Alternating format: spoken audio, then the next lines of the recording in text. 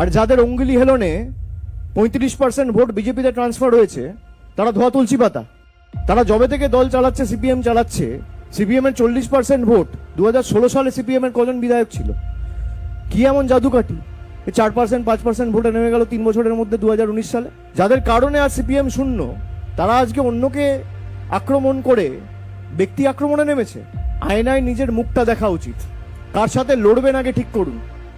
যারা বিজেপির কথায় উচ্ছে বসছে, বিজেপির থেকে টাকা নিয়ে বাংলায় আগুন জ্বালানোর চেষ্টা করছে, তাদের সাথে রথের অন্ধকারের মিটিং 2021 সালে একই জিনিস করেছিল, 2026-এও একই জিনিস। এত বড় রেজিমেন্টেড পার্টি, কখনো আব্বাস সিদ্দিকী, কখনো নৌশাদ সিদ্দিকী, কখনো হুমায়ুন কবির, লজ্জা লাগে না? আপনারা বলেন আমরা মন্দির মসজিদের রাজনীতিতে বিশ্বাস করি না। যারা এই বড় বড় কথা বলে, প্রশ্ন করে, অন্যকে ব্যঙ্গবিদ্রুপ করে, ছোট করে, খাটো করে দেখায়, তাদেরকে বলবো আয়নায় মুখ দেখুন।